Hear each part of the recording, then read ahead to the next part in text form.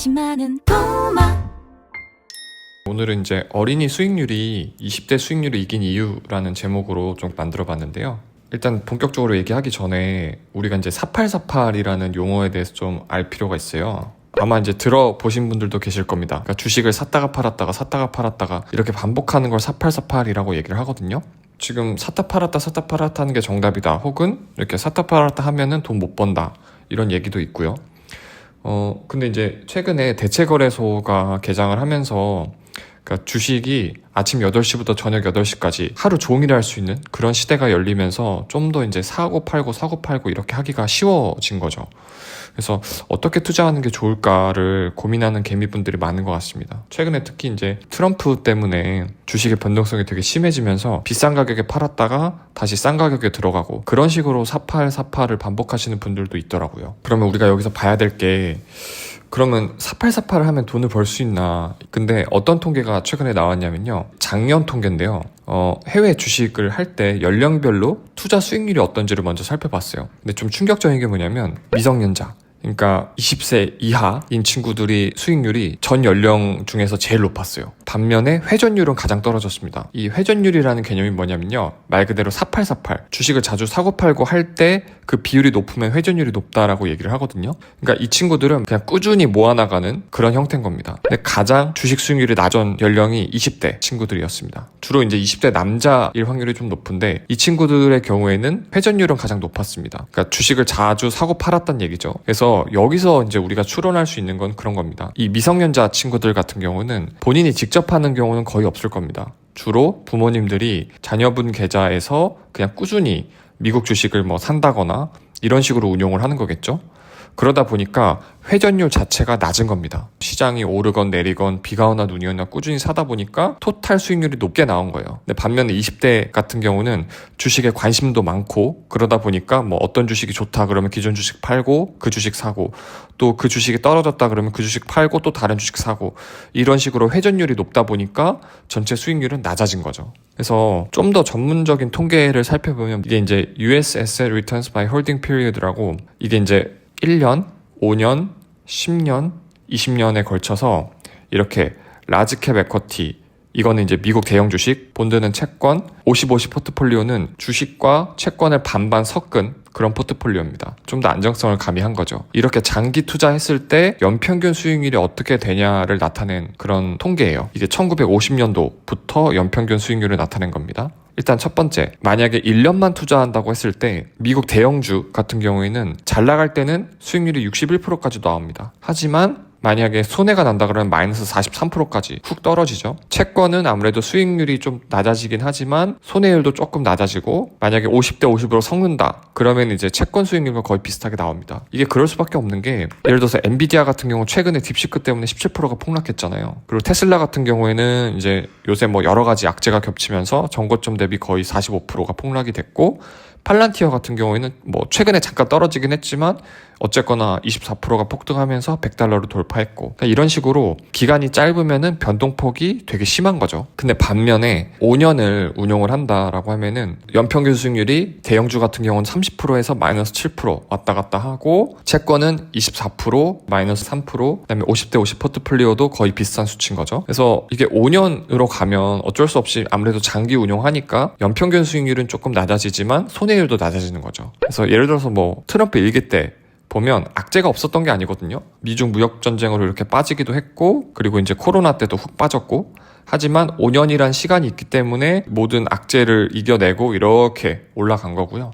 그리고 바이든 때 같은 경우에도 2022년 이때 이제 우크라이나 전쟁이랑 이제 인플레이션 이런 하락기가 있었지만 어쨌거나 이렇게 장기 우상향하는 모습을 보여줬습니다. 그리고 만약에 10년을 투자한다라고 하면은 미국 대형주 같은 경우는 연평균 수익률이 21%에서 마이너스 3% 이 사이에서 왔다 갔다 하는 거죠. 그러니까 점점 더 보면은 이렇게 변동폭이 줄어드는 겁니다. 채권 같은 경우는 17%에서 1% 왔다 갔다 하고, 50대 50 포트폴리오도 이런 식으로 이렇게 쭉 좀 안정적으로 운용이 되죠. 그리고 제가 봤을 때 정말 대박인 거는 20년 투자였어요. 20년 투자가 대박인 이유는 뭐냐면, 우리가 주식이라는 게 변동성이 없지 않잖아요. 특히 이제 대형주 같은 경우는 더 그런데, 20년을 투자했을 때 매년 연평균 수익률이 플러스 18%에서 3%에서 4% 사이. 아무리 뭐 여러 악재도 있고 했겠지만 요 사이에서 왔다 갔다 하는 거죠. 연평균 수익률이 미국 대형주가. 그리고 채권 같은 경우는 1%에서 13% 사이, 50대 50 포트폴리오는 15%에서 4% 사이. 물론 이제 수익률 같은 경우에는 딱 1년 투자했을 때 비해서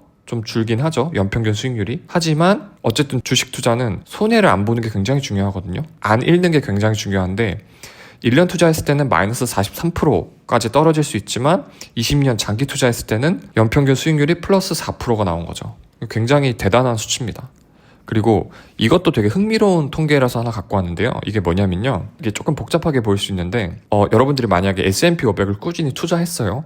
근데 자꾸 사고 팔고 하면서 1년에 정말 수익률이 좋았던 열흘 동안 주식을 안 했을 경우에 S&P 500을 그냥 1년 내내 놔뒀을 경우에 비해서 얼마만큼의 차이가 나는지 통계를 낸 겁니다. 그러니까 이 보라색 같은 경우에는 365일을 투자를 한 거고요. 요거는 제일 좋았던 열흘을 뺀 355일을 투자를 한 거죠. 어쨌든 이런 식으로 했을 때 보면 2010년 같은 경우에 13%의 수익이 났거든요. S&P 500에서. 근데 딱 열흘만 뺐는데 마이너스 이렇게 15%가 나고요. 그 다음에 뭐 또 예를 들어서 2013년 같은 경우에도 S&P 500이 플러스 30%의 수익률이 났는데 딱 열흘만 뺐는데 11%로 수익률이 확 줄죠. 네, 그리고 좀 더 극단적인 케이스가 2018년 같은 경우에 이때는 좀 하락장이었거든요. 그래서 S&P 500이 마이너스 6%인데 그나마 수익률이 괜찮았던 열흘을 뺄 경우에 마이너스 25%로 수익률이 급감하고요. 이런 식으로 그러니까 수익률이 좋은 날 시장에서 조금만 떠나 있어도 연평균 수익률이 급감하는 겁니다. 그래서 만약에 2015년부터 뭐 최근까지 10년을 봤을 때 연평균 수익률이 S&P 500이 12%인데 만약에 딱 좋았던 열흘씩만을 매년 뺀다면 연평균 수익률이 마이너스 10%로 S&P 500인데 연평균 수익률이 10년 동안 마이너스 10%가 되는 겁니다. 매년. 그러니까 엄청난 수치죠. 최근에 2년 동안 굉장히 수익률이 좋았잖아요. S&P 500이 24%, 23% 이렇게 각각 올랐을 정도로 수익률이 좋은데 만약에 정말 수익률이 좋았던 날인 열흘씩을 2년이면 20일이죠. 그렇게 빼게 되면은 연평균 수익률이 각각 4%로 주저앉는 거죠. 이 통계의 요지는 뭐냐면 우리가 정확히 S&P 500이 정말 많이 오르는 날, 떨어지는 날을 알 수가 없잖아요. 그러니까 그냥 놔두는 게 내가 이제 타이밍을 맞추고 하느라 사고 팔고 하면서 최고의 열흘간 이익을 보지 못하는 것보다 훨씬 낫다는 겁니다. 이분이 존 보글이라는 분인데 이분이 사실 인덱스 펀드를 개발하신 분이에요. S&P 500 창안하신 분인데 벵가드의 창업자고 굉장히 전설적인 인물이죠. 어떤 분들은 이제 뭐 인류에 있어서 바퀴의 발명만큼이나 중요한 게 존 보글이 만들어낸 S&P 500 같은 인덱스 펀드다 이렇게 얘기를 하는데 이분이 이제 하는 얘기에 정답이 좀 담겨 있습니다. 그래서 개별 종목을 발굴하려고 하기보다는 그냥 인덱스 펀드에 가입해서 시장 전체에 투자해라 이런 얘기를 하고 계시고요. 또 시간은 당신의 친구고 충동은 당신의 적이다. 그러니까 단기 시황에 일희일비하지 말고 신념 갖고 장기 투자해라. 그러니까 쉽게 얘기하면 사팔사팔 하지 말라는 겁니다. 그리고 마지막으로 투자는 비용을 낮추는 게 중요하다. 그러니까 이분이 이제 하신 말씀은 인덱스 펀드가 운용 수수료가 낮으니까 그 비용의 액티브 펀드보다 유리하다 이런 얘기도 있고요. 동시에 또 하나는 뭐냐면 우리가 사팔사팔 하면은 증권사에 내는 수수료가 굉장히 큽니다. 왜냐하면 사고 팔고 할 때마다 수수료를 내게 돼 있으니까요. 그래서 수수료를 좀 낮춰야 장기적으로 복리 효과를 크게 가져갈 수 있습니다. 그래서 이거는 되게 제가 좋아하는 말이기도 하고 예전에도 한번 설명을 했는데 Time in the market beat timing the market.